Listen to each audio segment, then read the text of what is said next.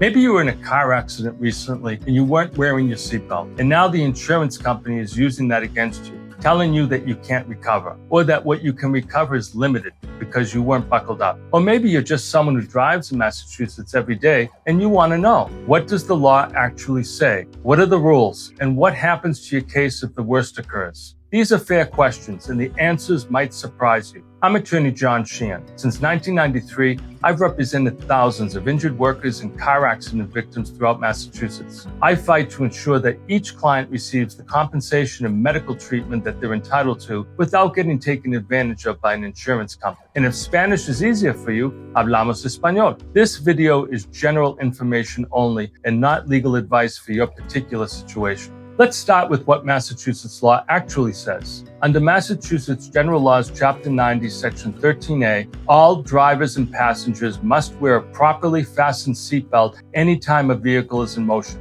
That applies to everyone in the car. For younger children, there's a separate law with its own requirements for child safety seats and restraints. Drivers need to know they're also on the hook for passengers between the ages of 12 and 15. If someone in that age range isn't buckled up, the driver gets the fine, not just the passenger. And there are a handful of exemptions in the statute.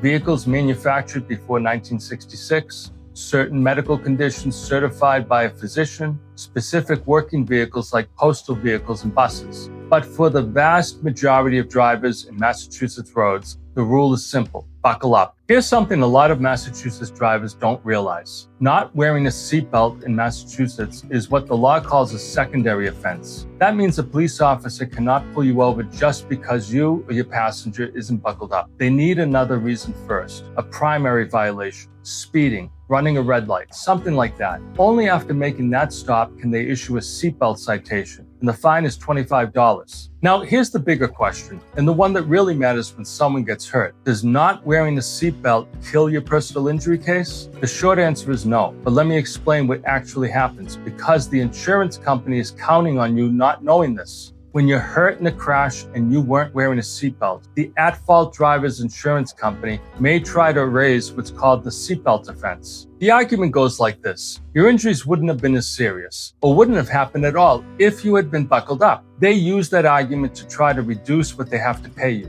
Here's what they don't tell you: the burden is on them to prove it. It's not enough to simply point out that you weren't wearing a seatbelt. They have to actually demonstrate that your failure to buckle up caused or contributed to the specific injuries you suffered. That's a meaningful legal standard, and it's one that experienced attorneys know how to challenge. Massachusetts follows comparative negligence law. That means you can still recover damages as long as you are not more than 50% at fault. So even if the insurance company tries to assign you some share of responsibility because of the seatbelt, that alone doesn't end your case. And here's the practical reality: when the other driver's fault is clear, these cases usually settle. In that environment, the seatbelt offense is often just a negotiating tactic, a way to pressure you into accepting less than your case is worth. Don't let it work.